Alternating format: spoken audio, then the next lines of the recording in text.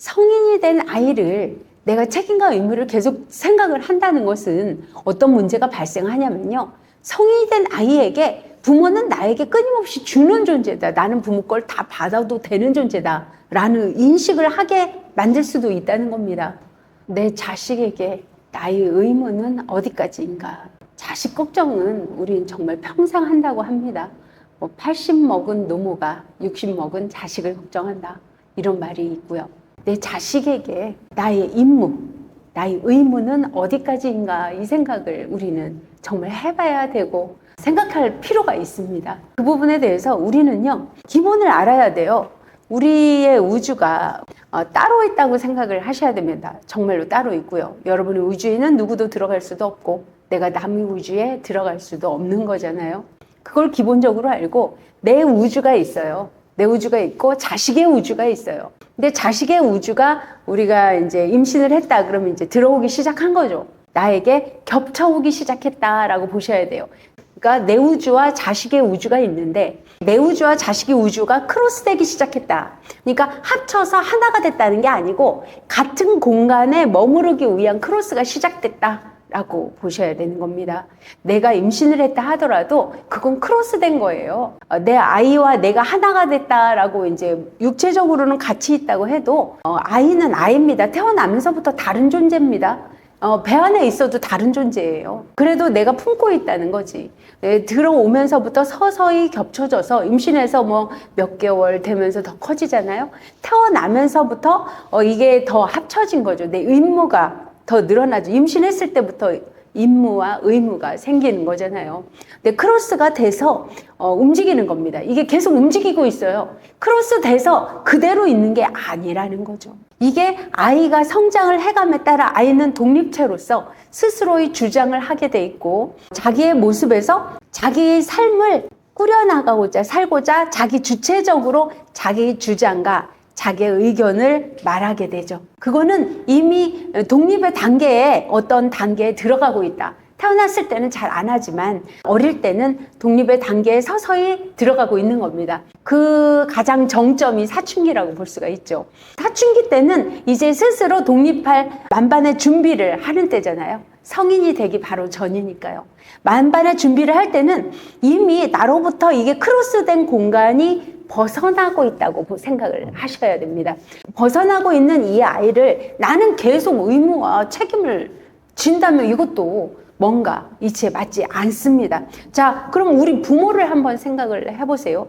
우리 부모가 내가 태어나서 나랑 크로스가 돼서 지나가는 우주입니다. 그 지나가는 우주에 내가 점점 독립체로서 살아가고 있고 독립으로서 스스로 성인이 됐을 때 부모가 나를 어린 때처럼 그렇게 걱정하고 그렇게 책임과 의무를 지니고 있으면 내가 스스로 내 인생을 잘 살아갈 수 있겠습니까? 부모님을 생각해 보세요. 부모님이 돌아가신 분도 계시잖아요. 그러면 이 크로스된 공간이 좀 멀어진 거죠. 마음으로 생각을 한다 하더라도요. 마음의 생각은 짬을 짧게 하는 거죠. 크로스된 공간이 점점 멀어져서 서로 또 다른 인연을 만나서 이렇게 가는 거라고 생각을 하셔야 됩니다. 그러면 내 임무는 어디까지냐라고 임무를 말한다면요. 이것은 독립된 성인이 될 때까지라고 말씀드릴 수 있습니다. 사춘기가 지나서 성인이 된다. 우리나라는 20세라고 하지만 이걸 딱 20세라고 보지는 않고요. 그때 상황에 따라서 조금 늘고 줄고도 있겠죠.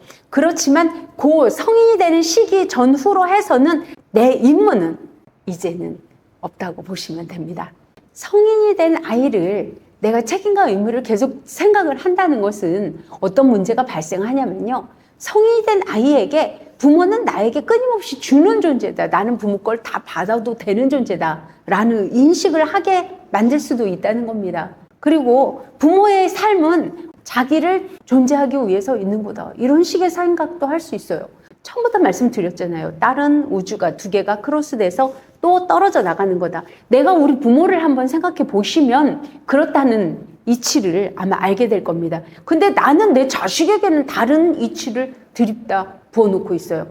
다른 우주가 겹쳐서 있다가 다시 겹친 거라 크로스되어 있는 거예요. 그냥 섞인 게 아니에요. 그냥 겹쳐 있는 거지. 겹쳐서 가다가 또 이렇게 멀어져 가는 또 다른 인생을 향해서 가는 거죠. 우리 모든 사람들의 인연이 그런 겁니다. 그래서 인간은 스스로의 우주가 혼자입니다. 자기 우주에 어떤 누구도 들어올 수 없는 거죠.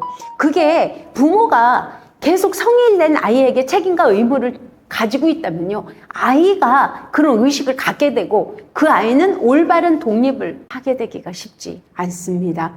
그러니 부모는 성인이 된 아이에게는 모든 것이 개인 대 개인으로서 계약을 하듯이 가야 됩니다. 내가 의무와 책임을 계속 지니고 가면은 아이에게도 나에게도 좋지 않은 결과를 낳기가 쉽다는 거죠. 그리고 성인이 되기 전까지는 또요, 어릴 때 태어났을 때는 많은 공간에 책임과 의무가 존재합니다만 아이가 성장의 감에 따라 내 책임과 의무는 벗어나기 시작을 하는 겁니다. 이미 아이가 사춘기를 지나면서 내 책임과 의무가 많이 벗어나기 시작했고 아이 스스로의 삶을 살기 위한 준비를 하고 있는 거다라고 생각을 하셔야 됩니다. 성장하는 아이의 모든 것을 내가 이렇게 다 지원해 준다고 해서 그 아이가 그걸 고마워하는 게 아니라 당연시 여기기가 쉽다는 거죠. 성인이 돼서조차요. 그러니까 자기 우주는 자기가라고 계속 이건 네가 해야지. 부모에게 이런 걸 바라는 것은 네가 지금 너무 내 자식이라는 걸로 너무 큰 기대를 하고 있다. 너무 많은 의무를 부여하고 있다. 그런 의무가 부모에게 없다. 네 일이 할 수 있는 건 네가 해라 라고 점점 멀어지다가 겹쳐있는 크로스의 공간을 점점 줄여가셔야 된다는 겁니다. 줄여가시다가 아이가 성인이 됐을 때 나도 내 인생, 너도 네 인생. 이제는 서로 별개의 존재가, 별개의 인격체가 서로 우리 계약처럼 합의해서 같이 가자. 내가 해줄 수 있는 건 네가 이미 책임과 의무는 이미 벗어나 있다 라고 아이에게도 말하고 스스로도 그렇게 생각을 하셔야 되는 거죠.